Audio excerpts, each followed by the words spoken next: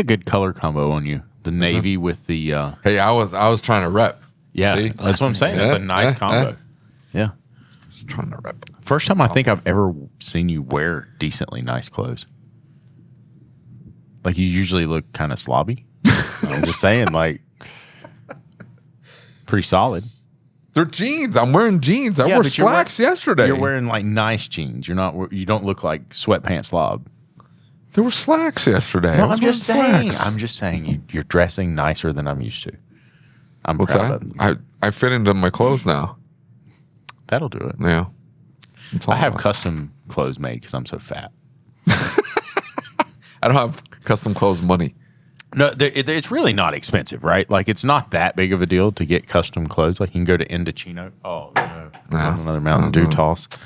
But you can go to Indochino or something and get them, like, they're really cheap. It's that, like, I have this weird-shaped body. So, like, the shirt always pooches out on the back no matter what shirt I get.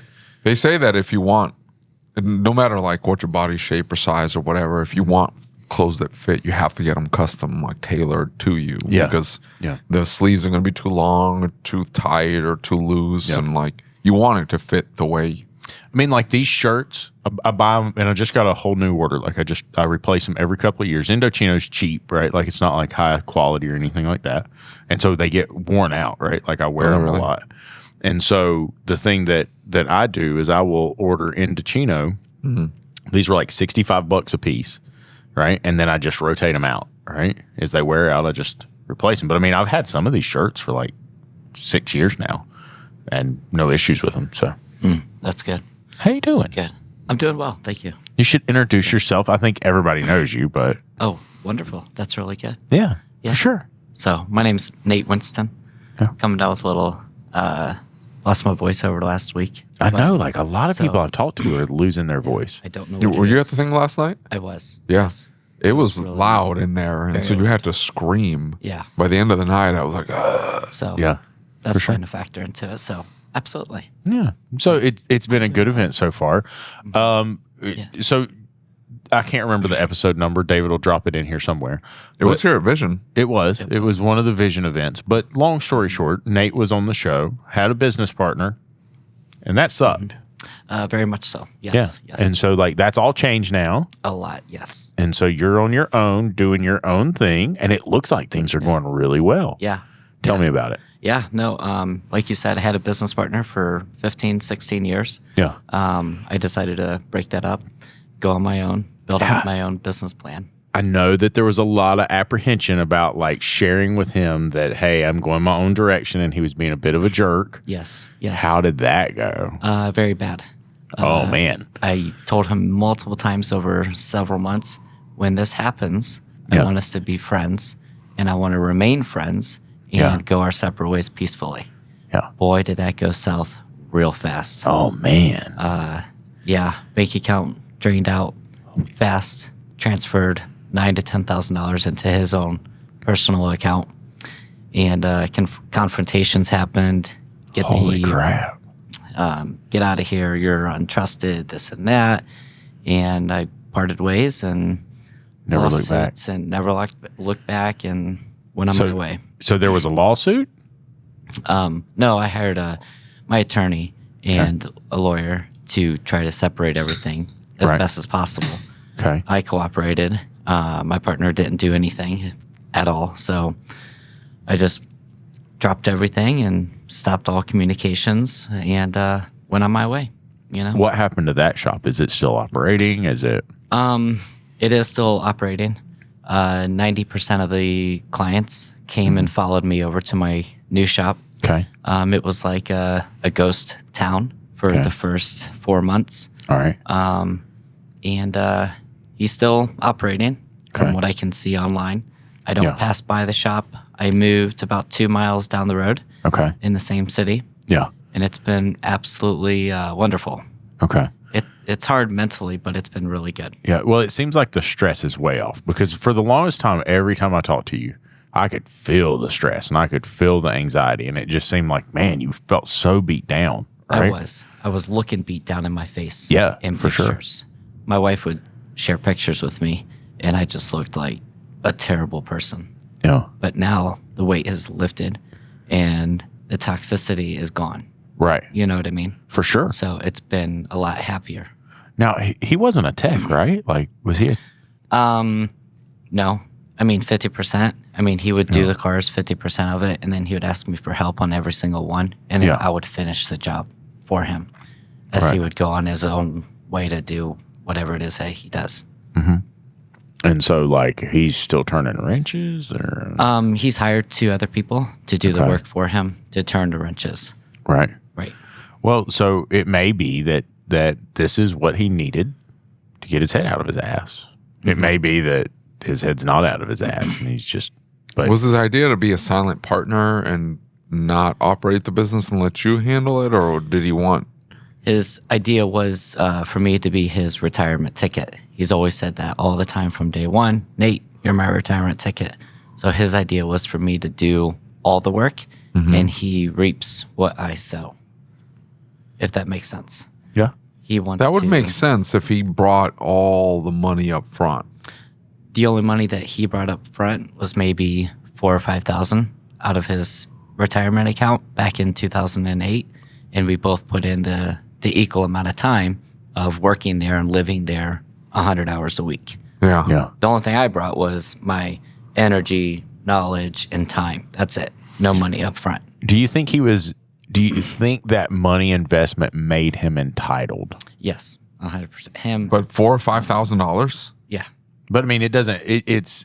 I think in his head, just putting any money in, and the fact Nate didn't put money in to him says, I deserve more than Nate does. Right? Like I can see that. Do you think age play a factor in it because he's 22 years older than I am? probably. Right. And he automatically thinks he knows more, automatically thinks he's smarter, automatically thinks he deserves. Right. Even though we were business partners, 50-50, I never truly in my heart felt like that business belonged to me. Not one time during those 15 years. I felt like a prisoner technician, or I felt like an employee of my own shop. Were you paid? Yeah, I was paid. Yeah. We both got paid equally. Okay. Not the first 8 months of working at the shop, no. Right.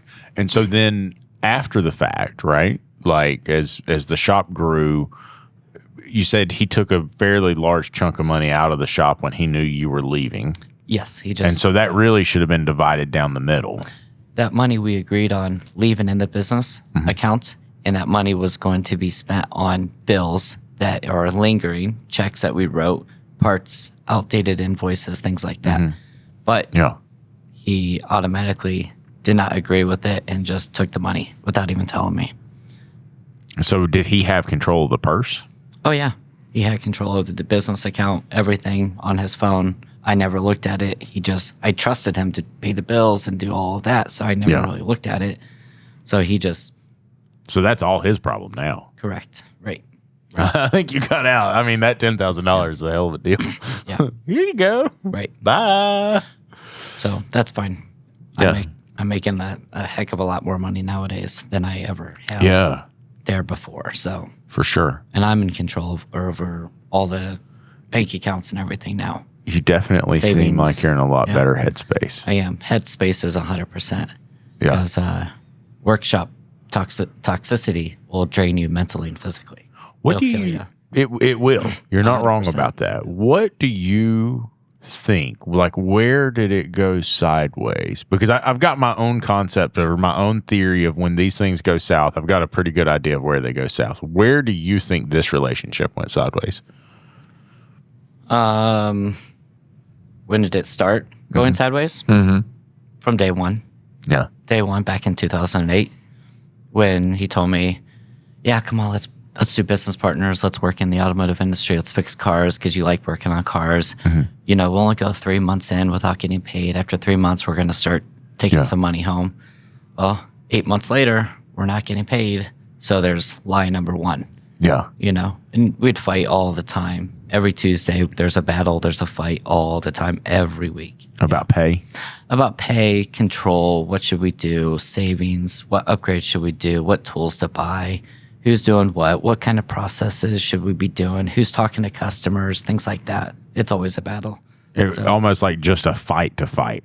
Oh, yeah, Absolutely. See, I can't handle that, right? Yeah. Like I'm to the point in my life, like I realize my time is limited. Oh yeah. And I'm like, no, man, you can piss off. So there weren't like clear roles going into this, going, hey, I'm going to work as a tech. You're going to yes. work up front. Yes, there was clear roles. I was going to be the tech. You answer the phones. You talk to people, things like that. Okay. And it worked for a little bit until he didn't like people. He didn't like talking to people any longer.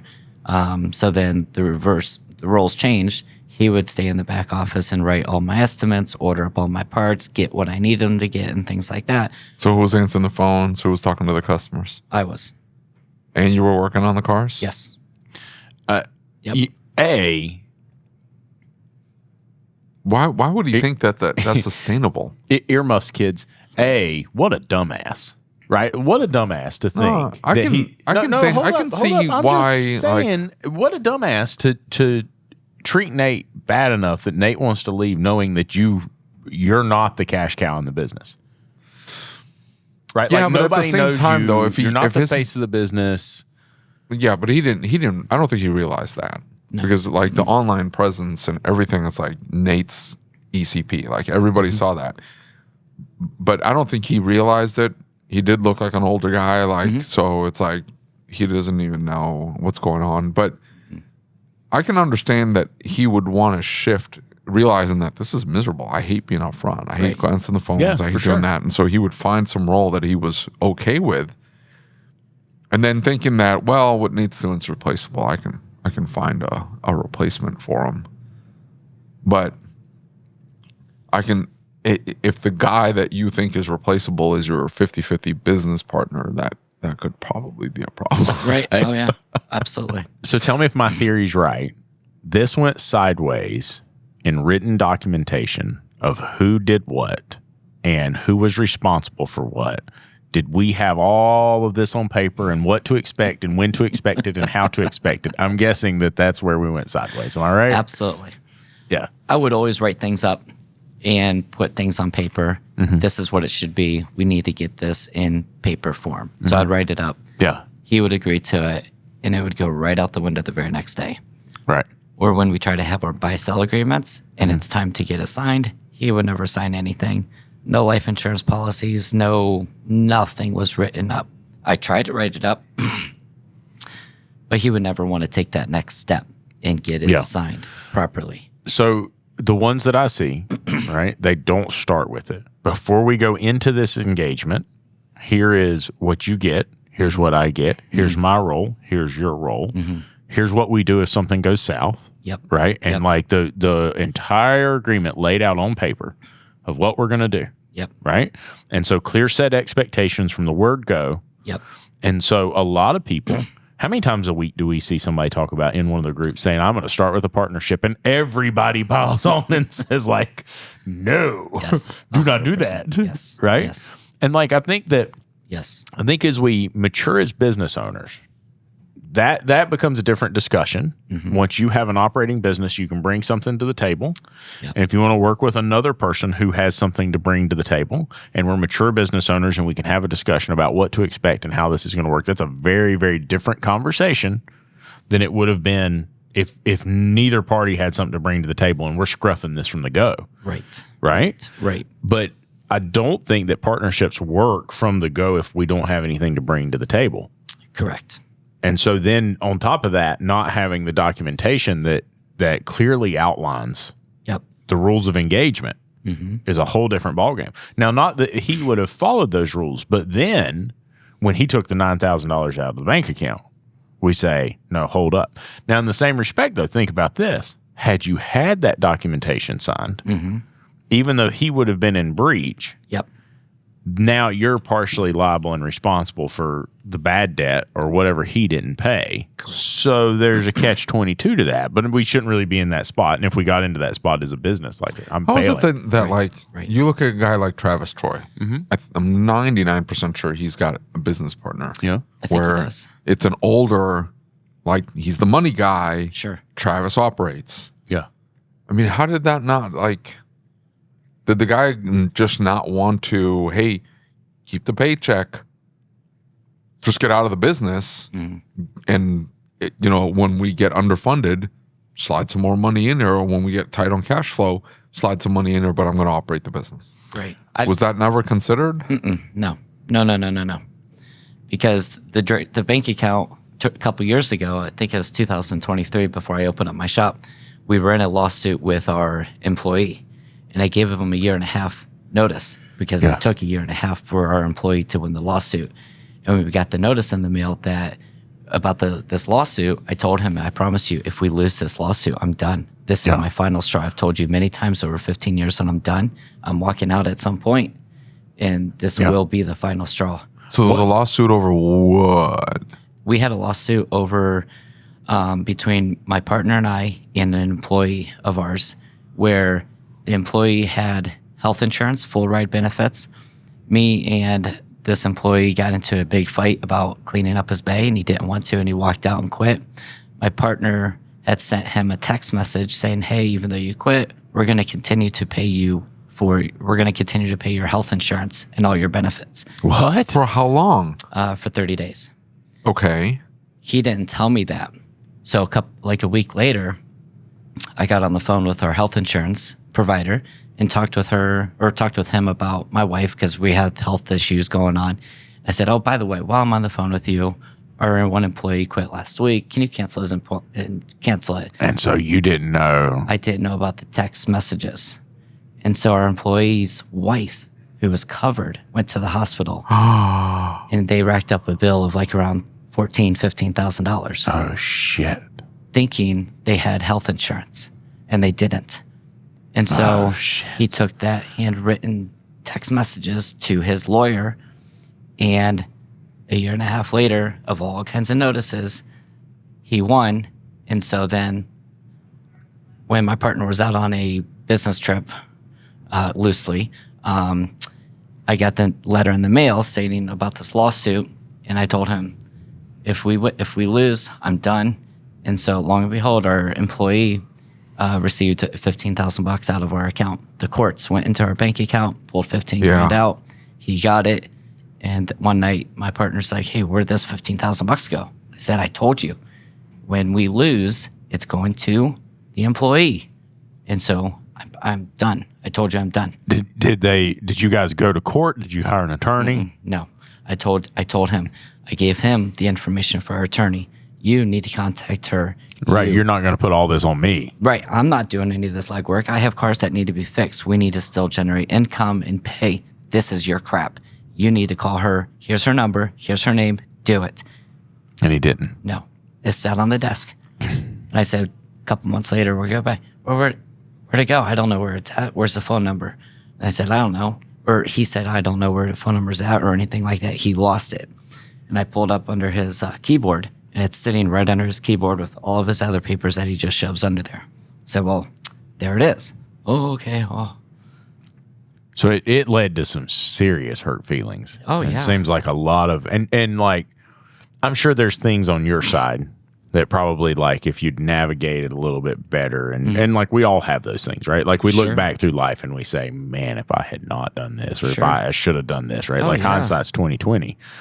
But like, I think the combination and then the culmination, right? Like, we're stacking issue on issue on issue on issue. And I'll never forget, I talk about this sometimes, how Rick White told me once that, like, in life, we accumulate baggage. Oh, sure. And so everything that happens, we're adding a piece of something to the bag, and the bag's getting bigger and heavier, and we're dragging these bags through life, right? Yep. And so it seems like you guys both had baggage with each other, and that influenced decisions about what you were going to do, and it just led to this getting worse and worse and worse until it became so toxic. It did, yeah. Yep. So you've not talked to him at all? No, and it's a crazy mental feeling where two people think you're friends. You talk every single day for nearly 20 years. Yeah. And everything's cut off. I have some relationships like that feel very weird. Really? Right? Yeah. And like, I've had things where it's not even that not friends, it's not something happened. Just all of a sudden it, like, differing of opinions or differing of directions, and never talk to that person, and just feels weird. It's an odd thing, like, because you might have been close to that person for a while. I try to do that with you all the time. Right. I know. the fuck you keep coming back? This is depressing. So the guy had checked out? It sounds like he checked out. Oh, yeah. A long time ago. Oh, yeah. But he was still collecting a paycheck. Oh, yeah. He doesn't care, I'll say, by his actions and things like that. Yeah. The one thing that's on his mind is money, money, money. Yeah. That's it. I'll never forget this. It was the day before Thanksgiving when we were getting ready for a 4-day week. And I let things build up as well over the past couple of weeks. Where that night, it was a huge festered fight, throwing computers. I just tore the place up because 2 different times during that week, he was working on cars. We're trying to put tires on, lug nuts broke off. And I'm like, okay, well, we need to replace these 2 different cars, lug nuts and studs that broke off. And his response is, well, I don't care. I don't know. It's not on the invoice. So no, I'm not replacing them. Puts a tire on with 3 lug nuts, and we just let it go out with 3 lug nuts and 3 studs instead of 4. One was a Honda and the other one was on a Jeep. Okay. And he doesn't care. And if it's not on the invoice, I'm not replacing it. Even though it's safety, even though it's a $2 part, I don't care about you as a person. No. So he didn't We didn't go and make, if he wanted it on the ticket, so he wouldn't make an estimate for it and call the client and say, hey, you just ship it out? No, because it was like at 5 o'clock at night. It was the end of the day. They're up front waiting on it. We got to get it done. Me personally, I wouldn't write it up on the ticket. I would just buy the darn thing, put it on the car, call it a day. I still write on the ticket and zero it out. Right. I mean, Right sure, on, if you yeah, want to, zero but out. don't just say, F it, I'm not doing this. Yeah. It's a safety thing. Just buy the damn thing and put it Right, on the who car. cares? Yeah. I don't care. That's what I do. I mean, that happens from time to time, sure. But Yeah. to not care, I got a problem with that. Yeah. You know what I mean? For sure. So we move into the new shop. Yes. Let's talk about And that. Hold on. So he's like, I don't care. Well, the car left, Yes. and the discussion became like, what are we doing here? Oh, it wasn't a discussion. It was all out fight. Tore it up. So you told him, hey, you can't do this. Right. Correct. And he's like, Going outside to smoke. That's crazy. and see, this is my point. That's what I was telling you. Like, you do not get into a business that you don't absolutely love. Like, you have to For love sure. fixing the cars. You have to love the customer aspect. You have to love all of it. And if you do. don't, You do. like, sure, you'll get into it for a little while, but it is not sustastainable. You know what this reminds me of? Really, really sick of the BS. This reminds me so much of Braxton. What do you mean? Well, so Braxton's always worried about the money, and Braxton's always worried about this and worried about that and talking about that. I'm like, dude, I do this for fun, Yeah. I don't care. Yeah. I don't give a shit. Right. Like, I literally don't care at all. Like, I really don't. It's not true. I mean, yeah, we have to care some, but you can't just focus on the money aspect of it. You know what I mean? No, here's the thing. time. I mean, we get paid to do this now. Not Lucas, but I get paid to do this now. Yeah. But it's a hobby. Like, I enjoy we did this doing for free 4 years with no expectation. You see what I'm saying? Yeah. Like, I would still do this for free. Well, I probably wouldn't travel as much for freezies. Yeah. I mean, this is the only way I'm going to get to travel. So, I'm excited about the camper. We need Yeah. to buy you a camper, not the kind of camper that you want. We don't have that kind of money. no, I've got these people emailing me every day wanting to buy the shop. You should jump all over that. So be like, get rid here- of the shop, keep the property, Here you go. and we'll find 3 I'll or use 4 that more money to- shows. Yeah, we'll find 3 or 4 more shows. I'll dump the shop on Juan. You I'll already set a- dumped the shop on one. Okay, well, like hey, you know what? officially. You know what's so funny? He's like, We'll go on the road. we're at dinner last night, right? And Juan's his shop manager. And when they walk in, he's got his girlfriend with him. She's such a sweetheart, by the way. She is super sweet. She is the sister of one of my techs. Really? Yes. And so that is a very interesting dynamic because I invited the tech to come here And I'm like, hey, come on down. And he's like, I'm busy. I got plans. I'm like, BS, you got plans. So then I cornered the sister and I'm like, what the hell is he doing? She's like, I don't know. Right. Like, the hell you don't know. The hell you don't know. You tell me. Right.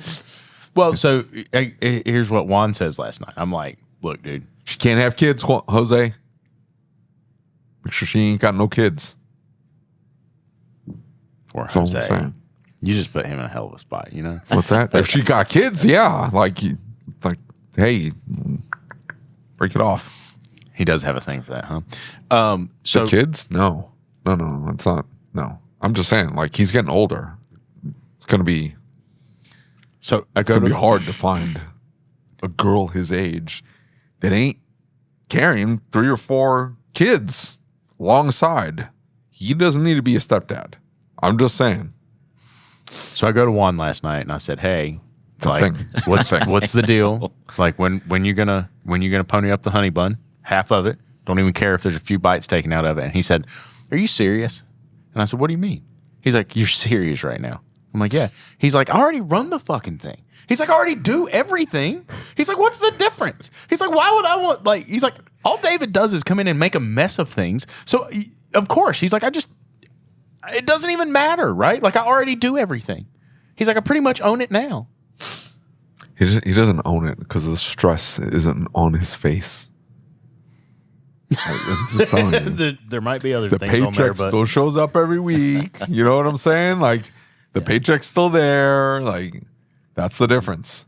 Because sometimes the paycheck ain't there when you own the place. Yeah. There's a big difference.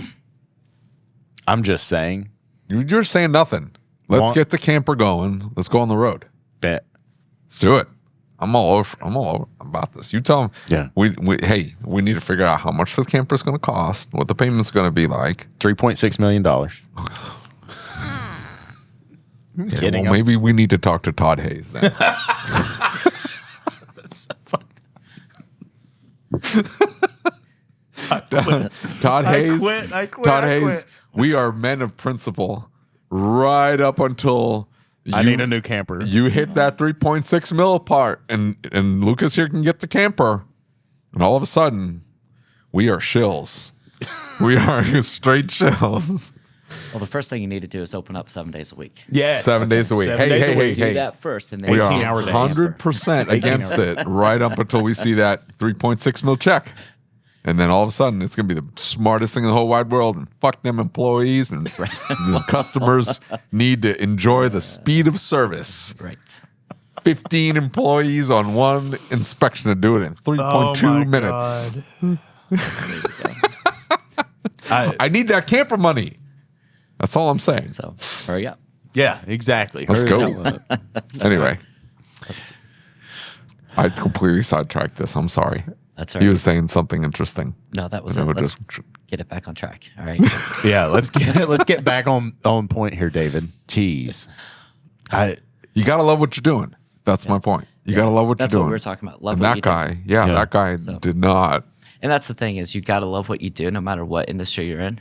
Oh, and yeah. when you do, the customers, clients, and the revenue follows with it automatically. Sounds like old boy I don't was know a about bit that. of a narcissist. The what? Sounds like old boy was a bit of a narcissist. You can. I'm still defining that word, trying to figure out what that word truly means before I start judging people and things like that. But Yeah. Yeah. You should No, look it up. he saw this as a revenue opportunity. He saw this as an investment, and like 3 months in, he's wrenching on cars, and he's going, "What the hell am I doing?" Right.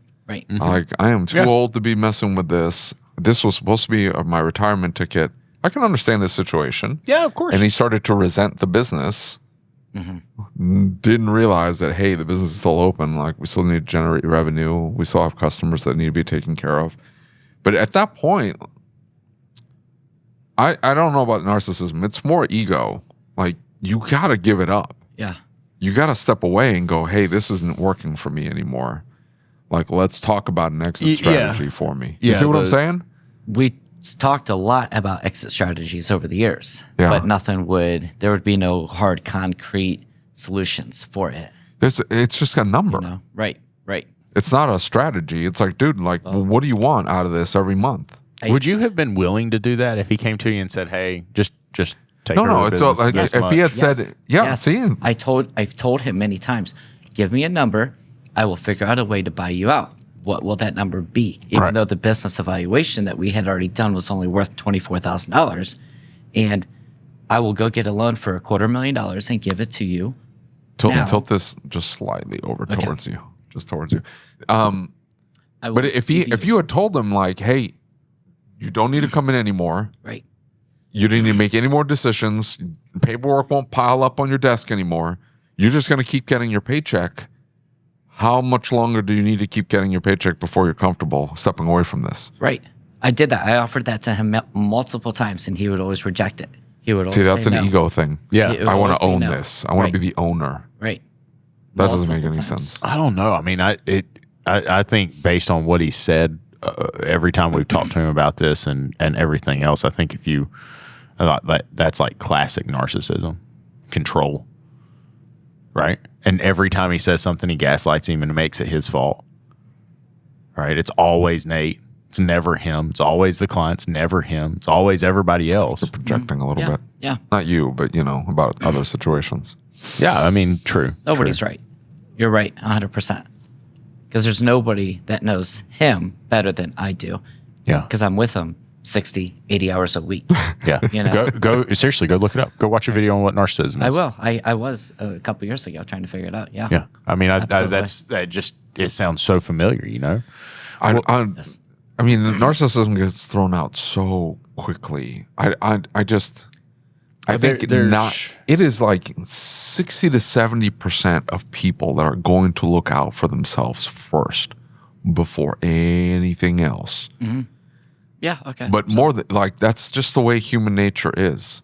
right. And so there are the amount of people that are selfless are very, very few. Yeah. Like genuinely selfless. So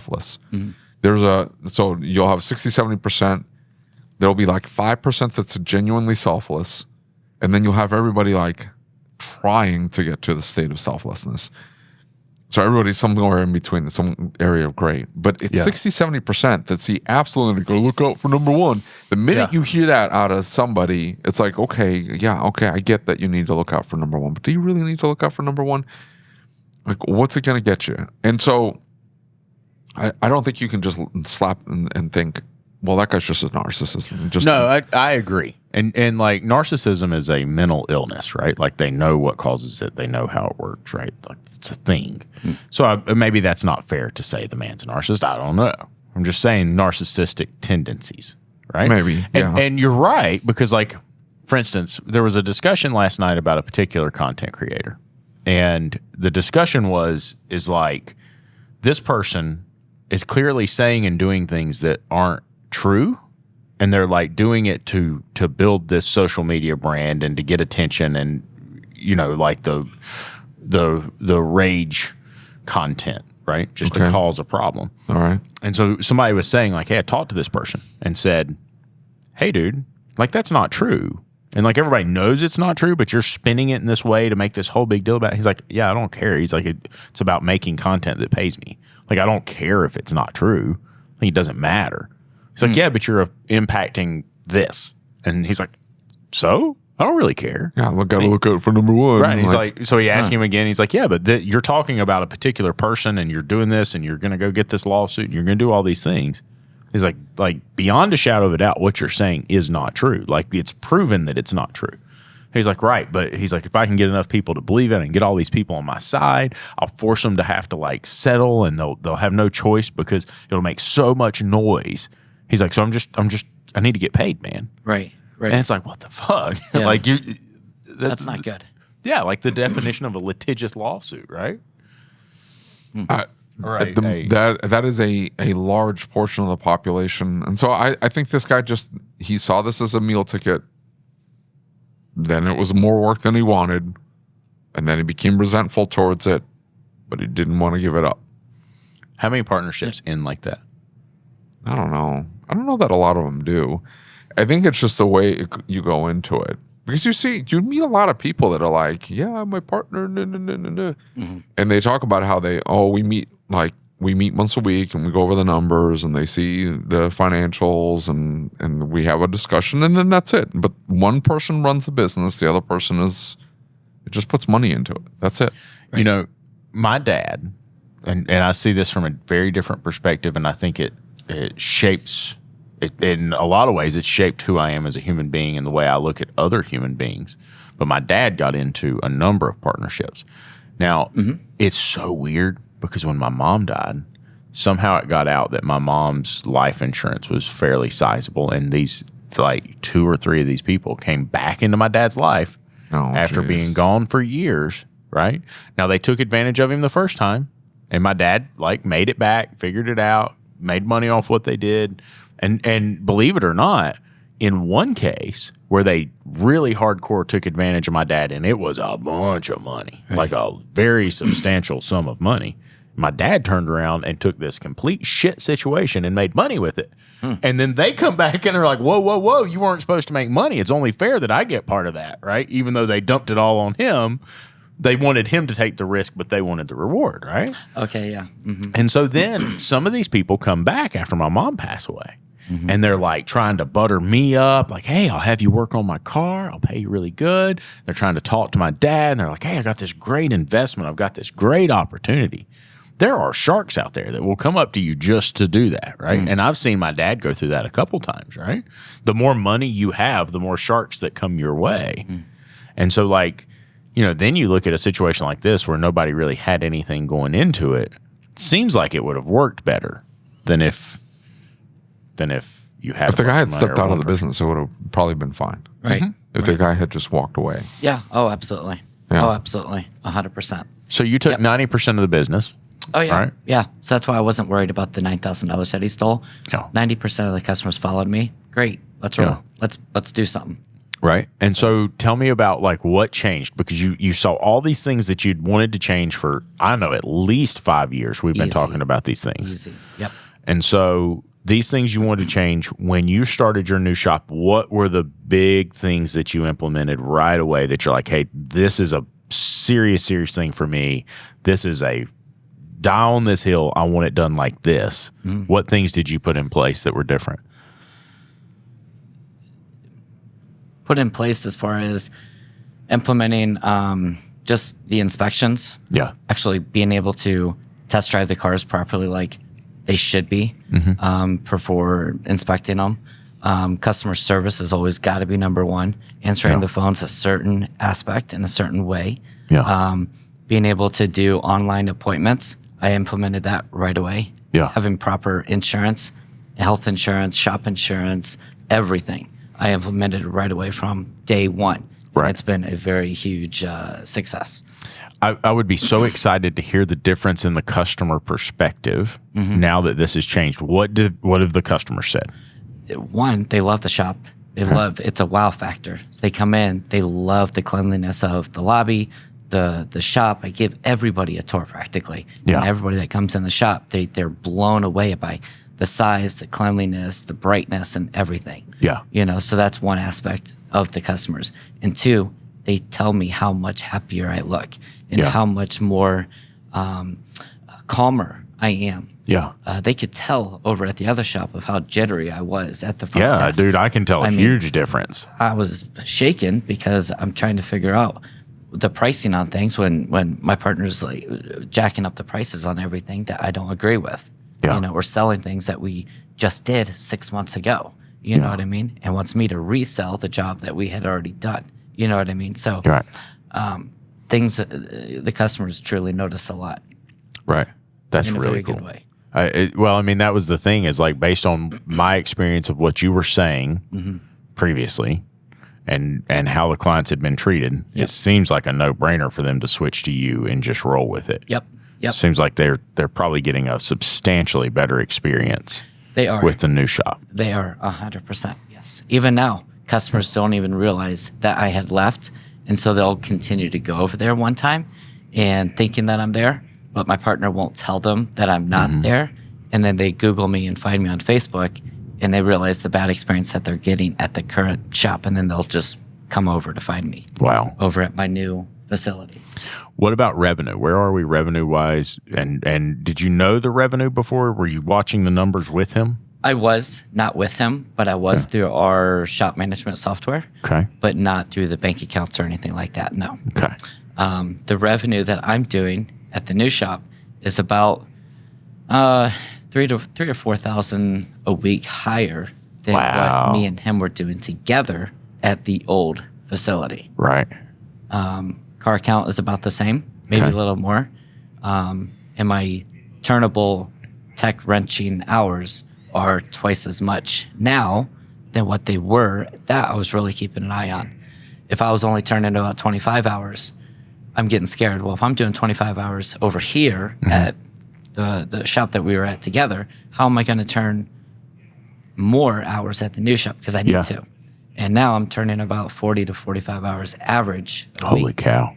Because I got rid of distractions. I got rid of toxicity and things like that. You know what I mean? People slowing me down. People holding me back. How are you managing the number of clients that you have to interact with, right? Because that's a big thing for one-man bands, is that can be a real tedious process of managing the client experience and talking to them, answering the phone, doing all those things, and working on the car. How are you managing that? I'm working longer hours. I'm coming in at like 5:30, staying till about 6 o'clock. Okay. So I'm working 12-hour days. Sometimes I'll go in on the weekends a little bit. Depends on what my wife and I have going on. Yeah. And just try to separate my time throughout the day. Yeah. Break it up into small little blocks. For sure. First couple hours in the morning, 5:30 to 6:37, I'll do business stuff. Inspection of cars will be in the morning. Ordering parts, lunch, no lunch, but ordering parts. Afternoon, I focus on trying to wrench and turn and get the cars done. Right. As best as possible. And then sometimes I'll carry over to the next day. Now, you've got a big family, right? I do. And so, like, the vision has to be, in my mind, at least if I were in your shoes, my vision's going to be, how do I get to the point that I can spend more time with them, right? Watch them grow up, be a dad, invest time in that, right? What is the strategy? And is that part of the strategy right now? I know you're in the growth phase, right? Yeah, right. We got to get the numbers right. Yep. But is that part of the strategy looking forward that, hey, I'm thinking about how do I hire people? How do I get some free time? Is that on the agenda? It's not on the agenda. No, it should be, but it's not. More free time. I don't know. More free time right now is trying to stop going in on the weekends and work better efficiently during the weekday. Right. So I can stop just going in on the weekends and tell my wife, hey, I need to go in and fix this one car. It's just a couple of hours, things like that. So that's what I'm working on right now. Gotcha. So it's doing pretty good. One step at a time. One step at a time. As far as hiring, yeah, that's nice. I would love to have lots of employees to where I don't have to be at the shop 60 hours a week. Mentally, I'm still enjoying the peace and quiet just by myself. Yeah. I'm still mentally shocked as far as like, not shell shocked, but more so scared. Like PTSD almost of like the experience. That's what I was going to ask is like, hey, do you think that's affecting your judgment moving forward? Oh, yeah. Because over the 15 years that we were together, we had a turnover of around 80 different people that we hired. Holy. Yes. So I talked with him multiple times over years. Why do we have such a high turnover? Is it you? Is it me? Or is it us? And it was us. That's what I've said. Yeah. You want to do one thing one way. I want to do one thing one way. I'm a workaholic. I like to work, and grind. You, well, not so much. Yeah. Sit down, take a break. Sit down, let's smoke. Sit down, sit down, sit down. And so while the other techs smoke and sit down with him, I get frustrated and bent out of shape. Come on, why is this car here? Let's get working. Let's get going. We got people waiting to get their cars done, you know? So I don't really want to hire anybody right now. Right. And Maybe I understand in the that. Yeah. I can see that. But I will say multiple people want me to hire somebody. They know my numbers. They know the amount of cars that I'm servicing. They know the amount of help that I need to be able to continue to grow, but not right now. I understand. I don't think there's anything wrong with taking some time to process this. I mean, I think you have to. Like if you want it to be more than a job, at some point you've got to hire people. Right. But I can also see like how that could be a thing. You know what this reminds me of? Yeah. There were a couple. Did you ever watch the original Hell's Kitchen? Not the U.S. Hell's Kitchen. the UK. The UK one? Sure. What a fantastic show. Yeah, it was they good. ruined it when they brought it over here. But Yeah. this It's reminds different. me. Yeah. There were a number of restaurants that were on that show that were partnerships. And they would be like in the kitchen screaming and yelling and throwing things at each other and back and forth. That is exactly what this reminds me of. Oh, absolutely. I can envision the fight. Oh, yeah. I mean, he threw screwdrivers at me, and they would get stuck right inside the drywall at the shop. Oh, absolutely. That's fucking crazy. Mm-hmm. Yeah. But I'm in a better unhealthy. place. That's very unhealthy. It is. Yes. I don't think I've ever thrown anything at anybody. Terry threw a wrench at me one time. He got really upset because I told him to go home. He was having a temper tantrum, and I told him to go home, and he threw a 10 millimeter. Did he throw it at you or at the ground? He threw it at the toolbox, and it bounced back and hit me in the face. Oh. And so that was kind of like, yeah, that was frustrating. He wasn't throwing it at you, though. No. But still. I'm saying, like, I don't think I've ever thrown anything at anybody. Also, like, that's a recipe for an accident. What if you accidentally, I don't know, jab it in the guy's eye? Yeah, for sure. It was an accident. I mean, I didn't mean to hurt him, but now you've got a guy with no eyeball. Yeah. I mean, that'll change somebody's life. Theirs, it's a mess. I was in court one time, and I had a friend who ended up with a life sentence because there was an argument. He didn't realize the person he was arguing with, his heel was on the back of a set of concrete stairs, and he didn't push him or anything, but somewhere in the argument, dude fell, hit his head, and it killed him. And so they ended up charged, like, even though, I can see that, yeah. right? Like, he says, well, I didn't push him. And they said, well, there's no proof that you didn't push him. You two were arguing, screaming, cussing. Everybody else saw you two going at it. He was on the stairs when they saw you. You were facing him. Sorry, right? Like, it kind of looks like it's your fault. And so he took a life sentence over it. That was the first time I learned that a life sentence is not your entire life. It's not like 26 years. Yeah, it's not how that works. But, and I think about that sometimes is like, I was, when I was younger, I ended up in some trouble over some stuff, and I was in court. And I would change my story as soon as I walked in there. Like, I smashed some guy's head into the stairs. Yeah. Why? Because they ask you for your papers. Who's like, calling you? My alarm company. Carry on.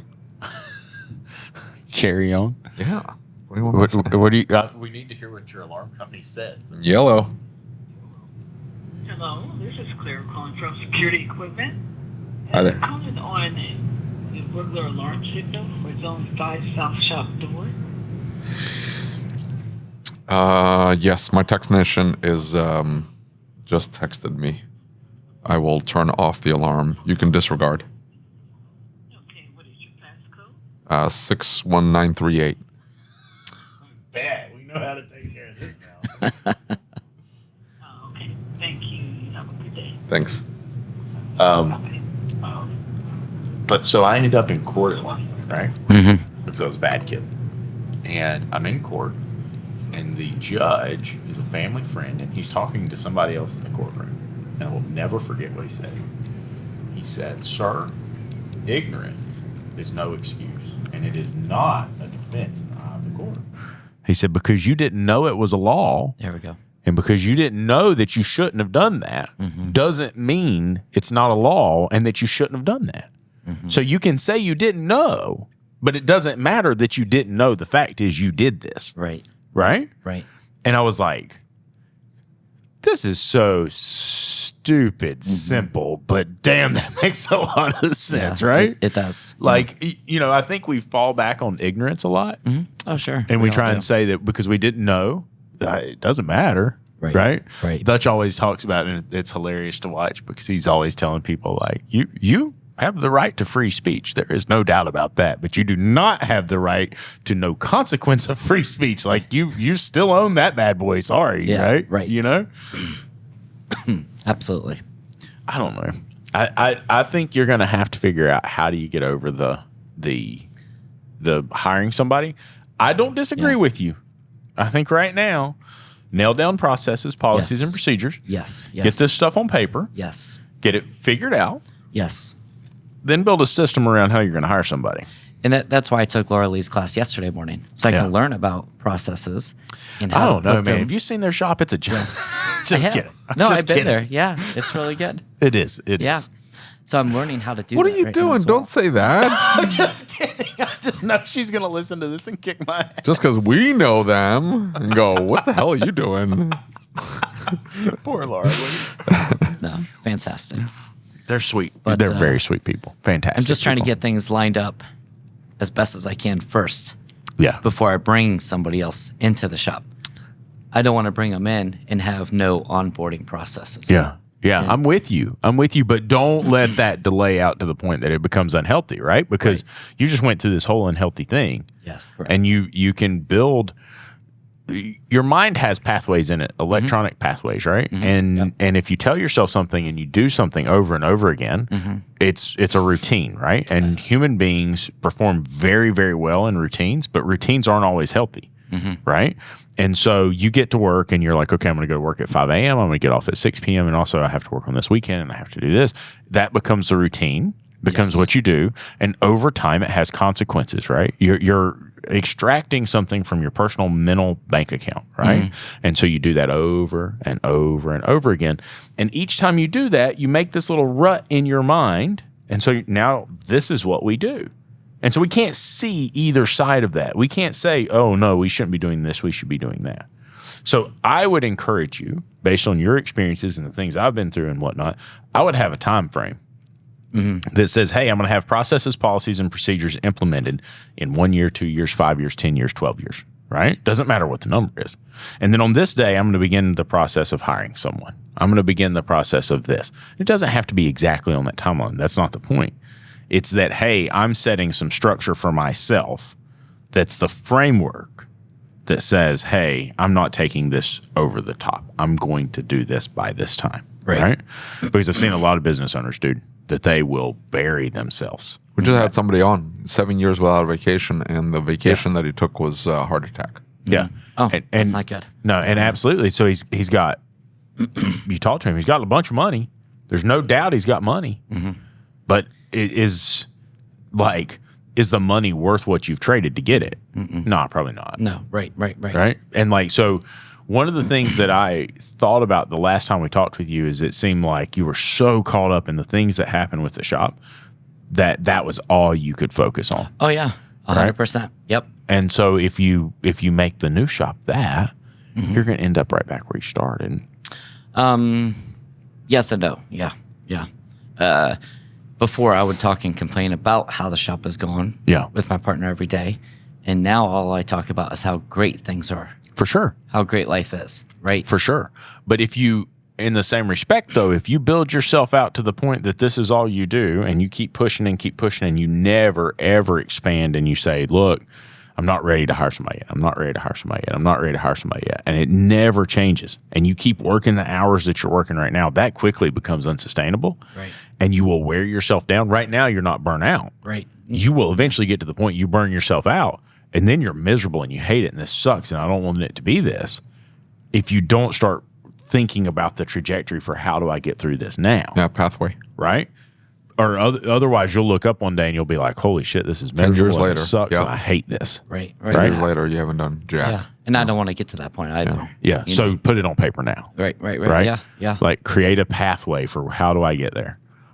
Because then at least you know. Like, and I do that with things in my shop of like, okay, here's where I'm at right now. Here's where I want to be. What are the steps to get there? What are the stepping stones? Right. And then I begin to assign dates, times, concepts to each step. When do I know that I've achieved this? Is this realistic? Is this a reasonable time that I'm going to have this done in? Is this attainable? And then one step after another, I just keep walking through it. So I'll have 10 or 15 stairs built in front of me. We went to the leadership intensive class with the Institute. Oh, yeah. Yeah, I saw that. Yeah. And it's a fantastic class. Everybody should take it. But he talks about how, as human beings, and he's talking about car salesmen. And he said, look, when we talk to car salesmen, they'll present them with a sales goal.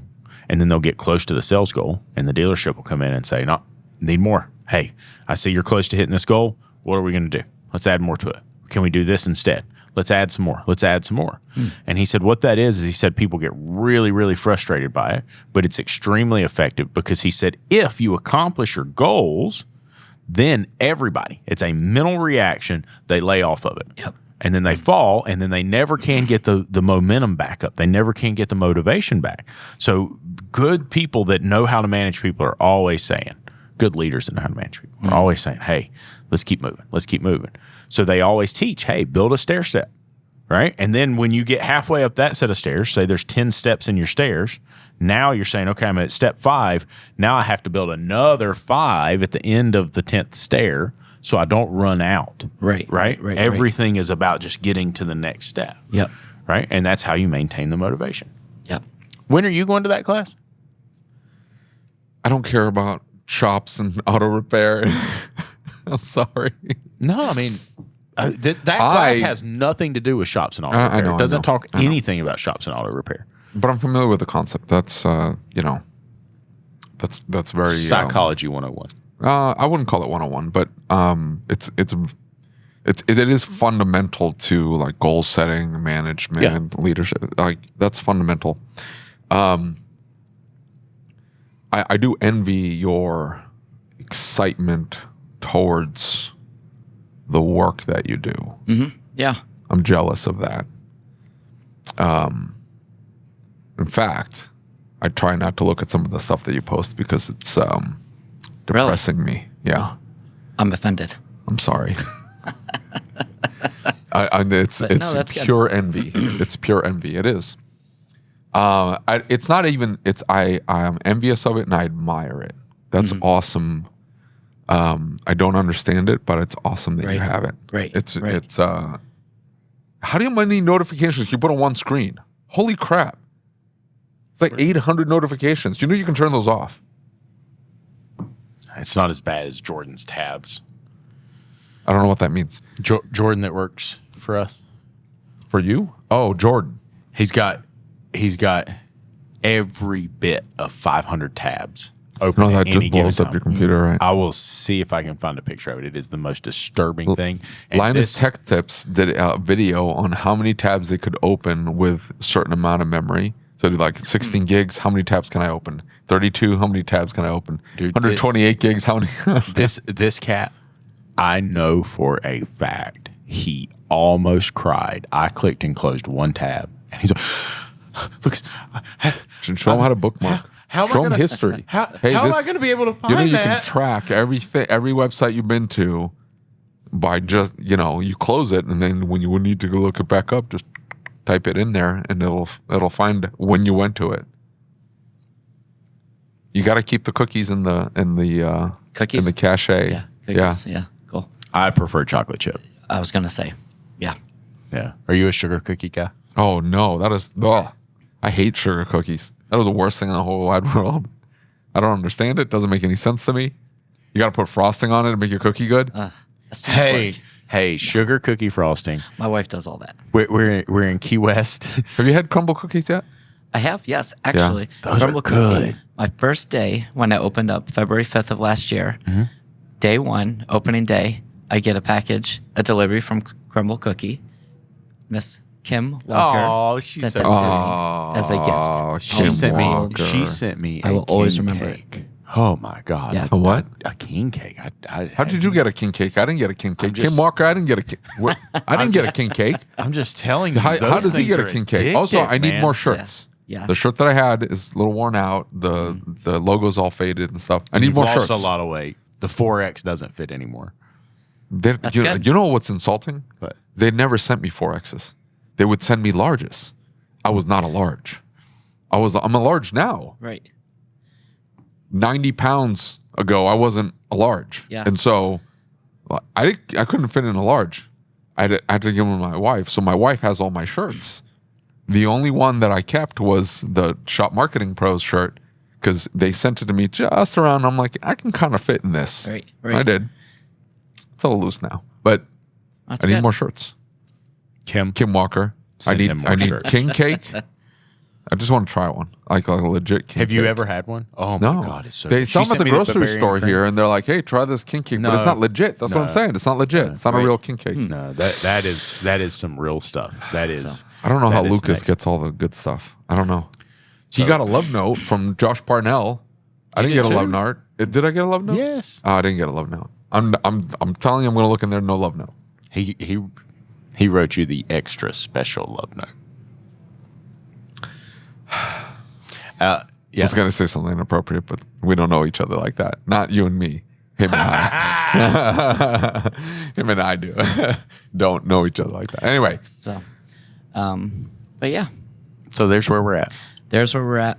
But also looking after my family, health wise, right? Yeah.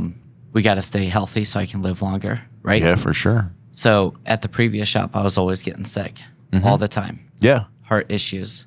Really? I all didn't know the that. time. Yeah. Oh, yeah. Pain issues in my chest. Now, Stress since will I've- mess you up. Yes. So now at this new shop that I have just solo, I have not been sick, not one time.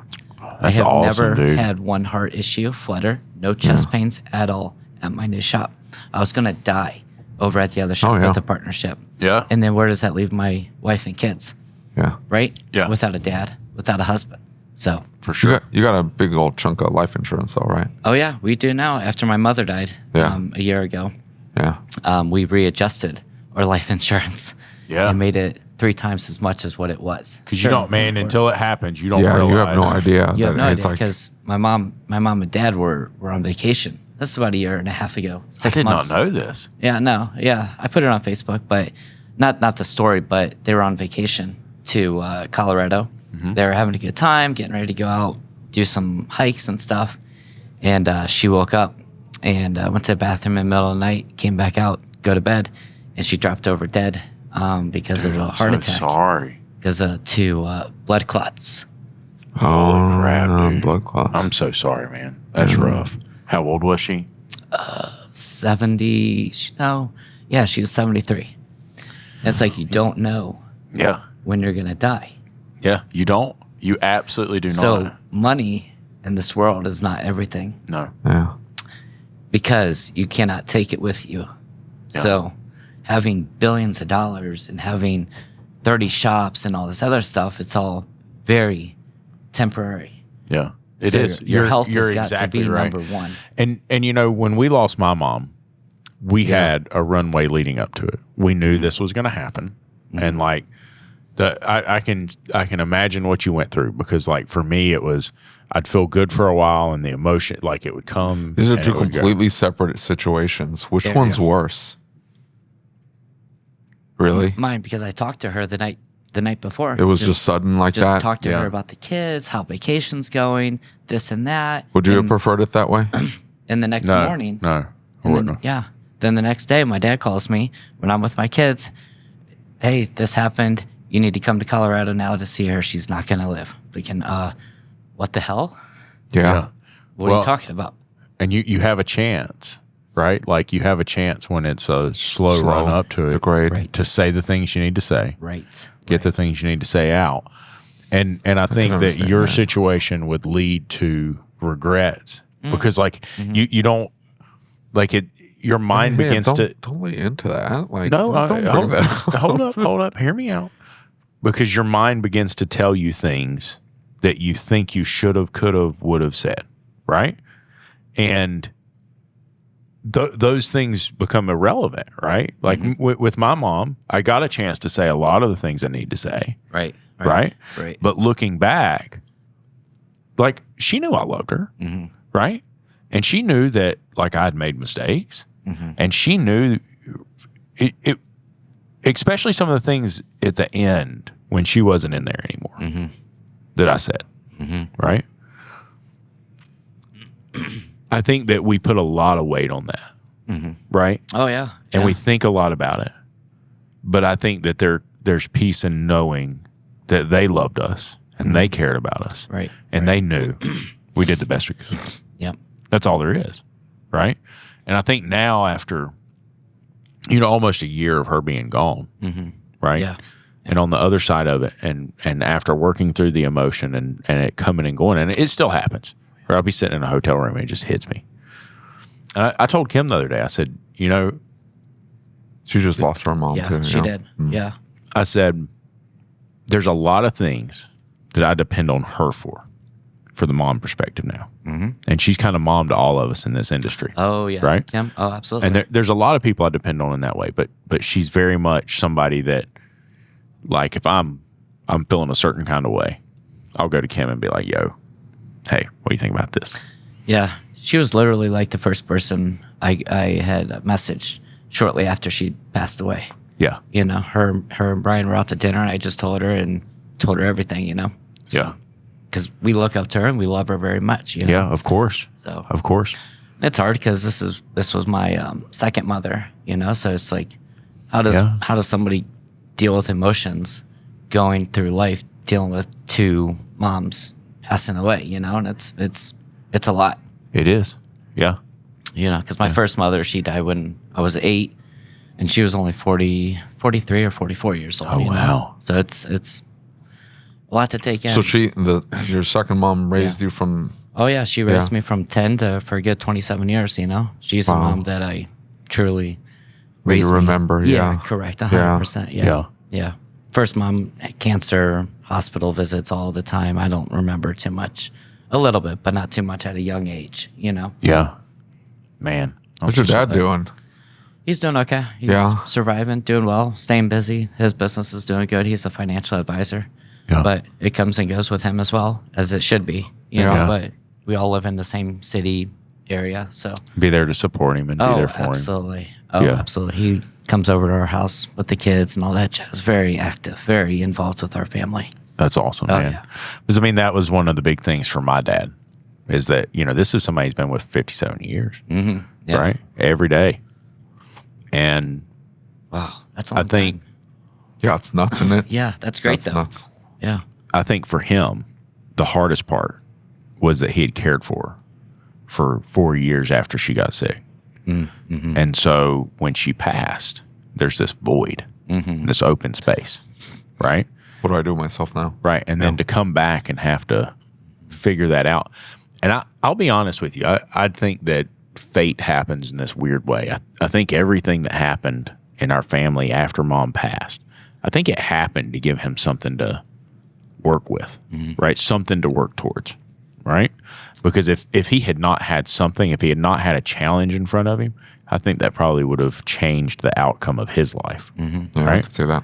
And so I think having this challenge, knowing there's these things that have to be cleaned up, knowing there's these things that have to be fixed, are his saving grace, you know? And I think you and your kids are his saving grace in your situation. Oh, 1,000%. Grandkids. Yep. Yeah. Grandkids. He loves them, and they they look up to him tremendously. They have a great time together. You have 4, right?